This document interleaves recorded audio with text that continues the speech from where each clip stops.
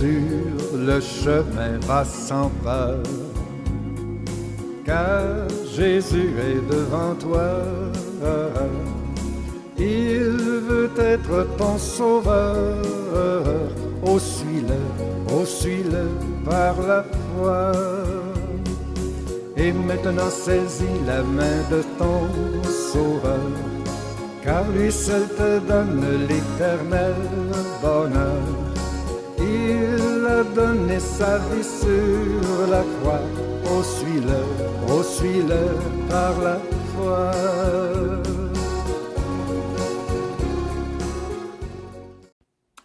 Bonjour. Alors, aujourd'hui, ça va être un message simple pour tous. Même un petit enfant, il pourra comprendre facilement ce message.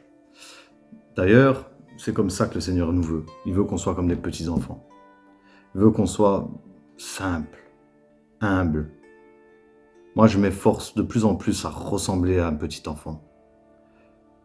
D'ailleurs, pourquoi le Seigneur dit lui-même que le royaume de Dieu est pour ceux qui leur ressemblent?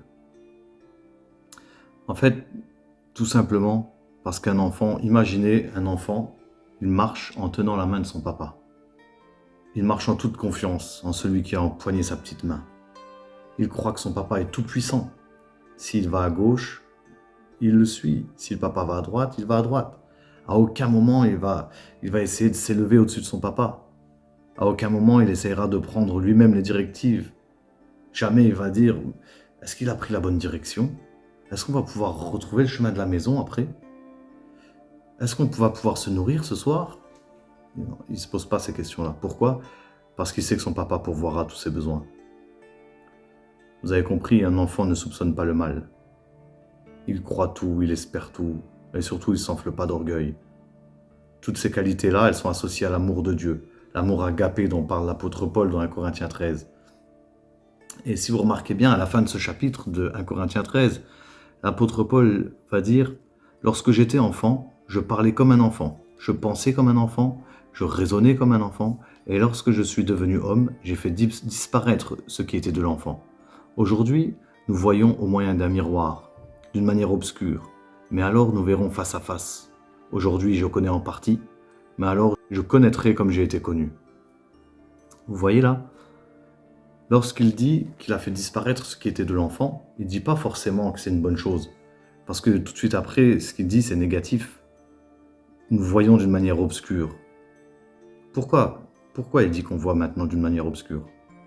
En fait, tout simplement parce que, en grandissant, on devient conscient des réalités de la vie, de ses difficultés, des combats. Et du coup, on a des questionnements, des craintes, des ambitions. Et on essaye par tous les moyens de se battre avec nos propres forces face à ces difficultés, face aux tempêtes de la vie. Et bien souvent, ça aboutit à quoi ? Au découragement, à la tristesse, parfois même à la dépression.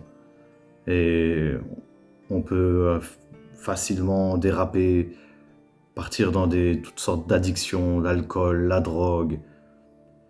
Et on s'enfonce, et on s'enfonce, et on s'enfonce, parce qu'on n'y arrive pas.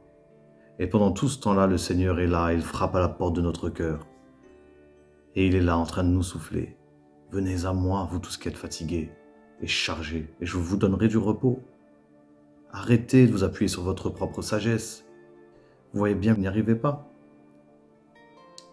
Et lorsqu'on a saisi ça, lorsqu'on a accepté Jésus comme notre sauveur, lorsqu'on a demandé pardon pour nos péchés, que nous sommes baptisés, que nous avons fait de lui le Seigneur de notre vie, alors on a saisi de nouveau la main du Père, comme lorsque nous étions petits enfants.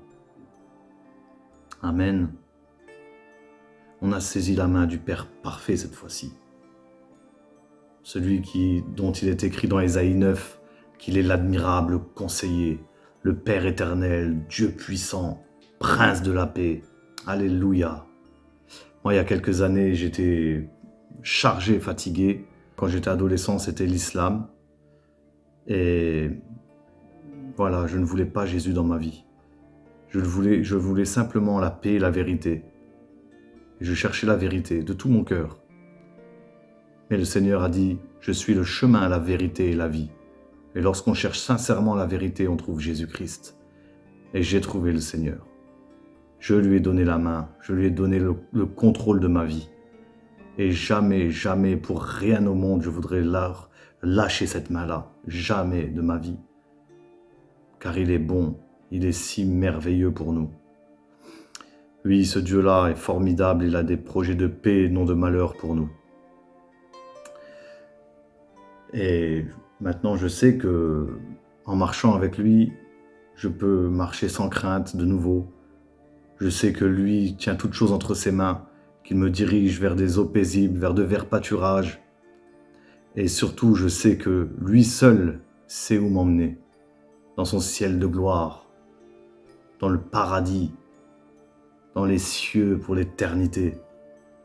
Amen. Pour terminer, je vais vous lire un passage où on voit ce que le Seigneur Jésus répond à ses disciples qui lui demandent « Qui sera le plus grand dans les cieux ?»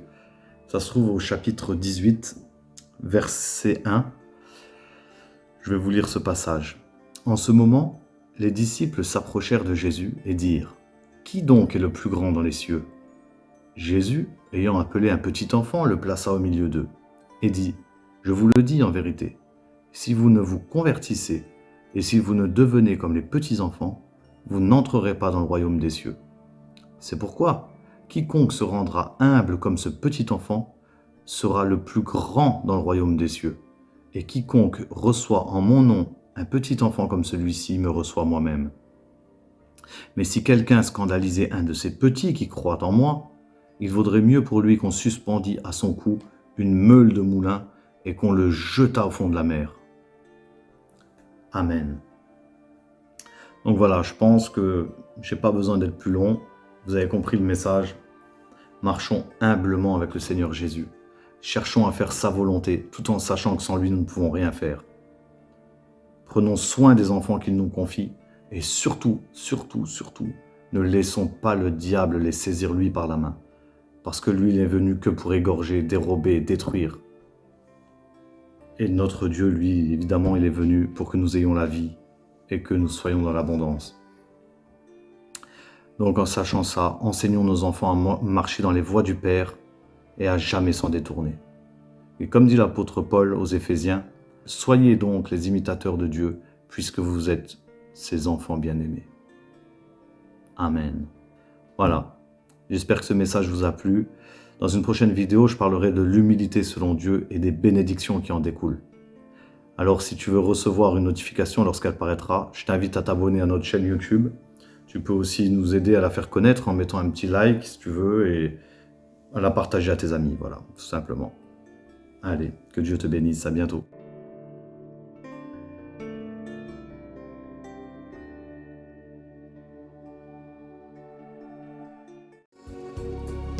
Un jour Jésus reviendra. Oh, quel immense bonheur! Dans son ciel il te prendra. Bénis-le dans ton cœur. Et maintenant saisis la main de ton Sauveur, car lui seul te donne l'éternel bonheur. Il a donné sa vie sur la croix. Oh, suis-le par la foi. Et maintenant saisis la main de ton Sauveur, car lui seul te donne l'éternel bonheur. Il a donné sa vie sur la croix. Oh, suis-le par la foi.